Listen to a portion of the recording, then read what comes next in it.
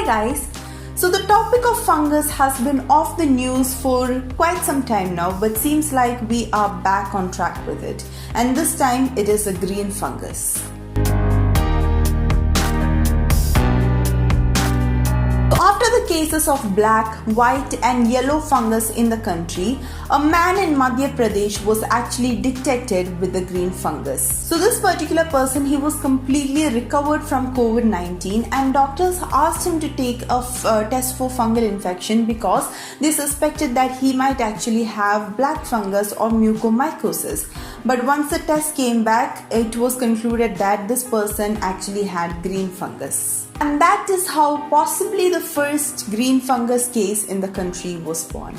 So what is green fungus? So green fungus is nothing but a fungal infection which is caused by a species of fungi known as the Aspergillosis, and it is actually said to be found both indoors and outdoors. You might find it surprising that most people actually breathe in the spores of Aspergillosis almost every day. With that out of the way, let's talk about what actually causes this green fungal infection. So as we spoke about earlier, Aspergillosis is not very rare. Actually, we breathe in the spores of Aspergillosis almost every day. What is actually concerning at this point is our body cannot actually suppress the growth of the spores. And under the normal circumstances, the body won't actually allow these spores to multiply itself. But we clearly know the condition right now, especially in the case of people who have had COVID or who have been infected with COVID. They have more chances of lung infection or lowered immunity system, or because of the overuse of steroid, they have many adverse effects on the body,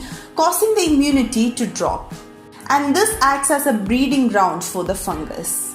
Now for the symptoms of green fungus, like we have spoke about all the other fungi in this channel, the symptoms include fever, chest pain, cough, coughing up blood and shortness of breath.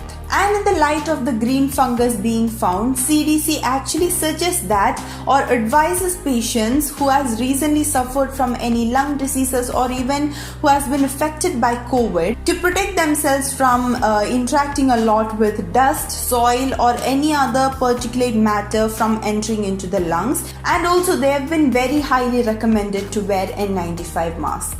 Now let's talk about how to prevent fungal infections in general. So to a point, fungal infections can be heavily avoided by following a very good personal hygiene routine and also by maintaining physical and oral cleanliness. And for the fact that we have mentioned earlier, it not only goes for the people who have recently had any lung diseases, but it goes for everyone in general.